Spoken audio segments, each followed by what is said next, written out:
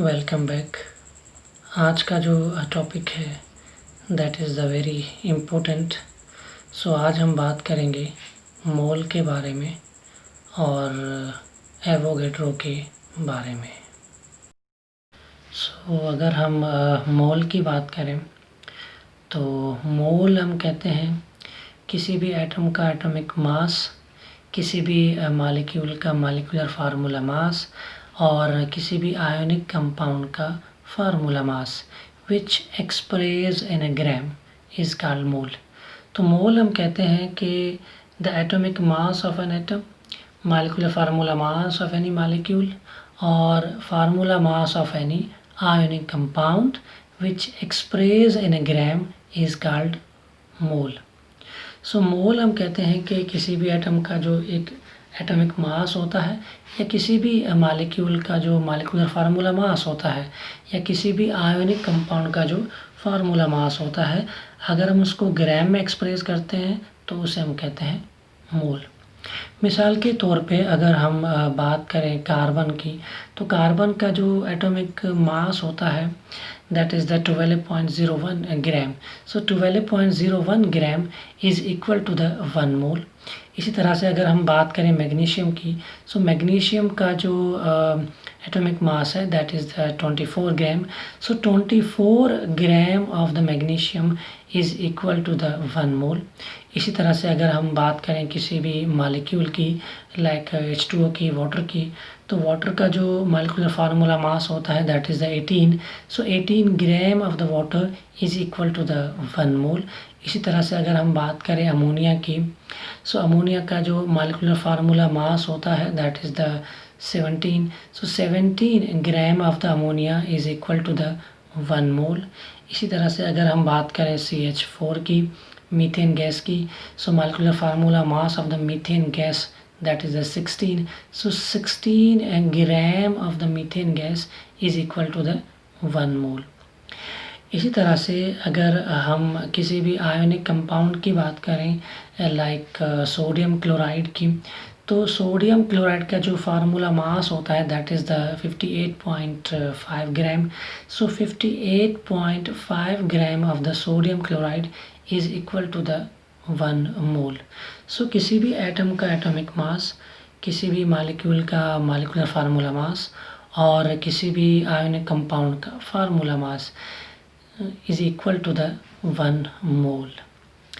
इसी तरह से अगर हम फर्दर बात करें अकॉर्डिंग टू एवोगैड्रो, एवोगैड्रो के मुताबिक the 1 mole of any atom और 1 mole of any molecule or 1 mole of any ionic compound which is contain 6.02 into 10 raised to power 23 particles or 6.02 into 10 raised to power 23 molecules or 6.02 into 10 raised to power 23 ions।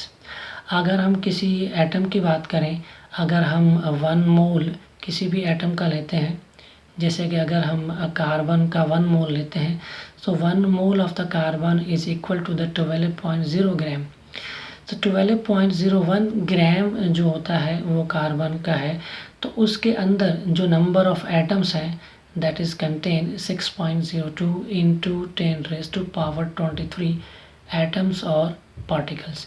इसी तरह से अगर हम 1 मोल किसी भी molecule का लें, like अगर हम 1 मोल H2O लेते हैं, so 1 mole of H2O is equal to the 18 ग्राम।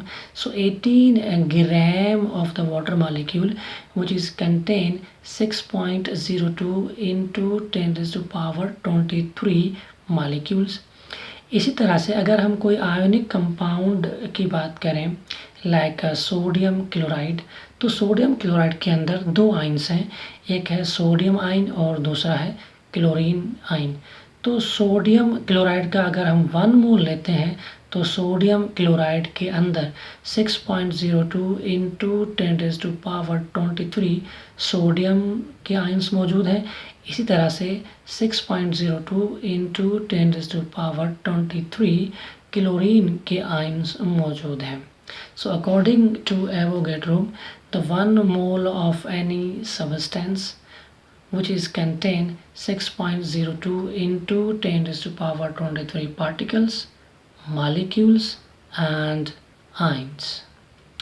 इसी तरह से अगर हम फर्दर बात करें कि अगर हम किसी भी चीज़ का अगर हम 2 मोल लेंगे या फिर हम जो है वो 3 मोल्स लेंगे, तो अगर हम 2 मोल लेंगे तो 2 moles will multiply with 6.02 into 10 raised to power 23. अगर आप 3 मोल ले रहे हैं तो 3 will multiply with 6.02 into 10 raised to power 23 particles और मॉलिक्यूल्स या फिर आइंस. सो अगर आप नंबर ऑफ मोल जितने भी लेंगे तो उन नंबर ऑफ मोल्स को आप मल्टीप्लाई कर देंगे 6.02 इंटू 10 raised to power 23 के साथ. मिसाल के तौर पे अगर मैं कार्बन के 2 मोल लेता हूँ, सो अगर कार्बन के 2 मोल्स जो है वो इज इक्वल है, बराबर हैं 24 ग्राम के. सो 24 ग्राम के अंदर जो नंबर ऑफ पार्टिकल्स होंगे तो हम उसको मल्टीप्लाई कर देंगे 2 multiply 6.02 into 10 raised to power 23. तो जितने भी पार्टिकल्स आएंगे तो उन्हें हम कहेंगे number of particles which is contain in the 2 moles. इसी तरह से अगर हम नंबर ऑफ मॉलिक्यूल्स 2 ले लें, 3 ले लें, तो उनको हम मल्टीप्लाई कर देंगे 6.02 इंटू 10 raised to power 23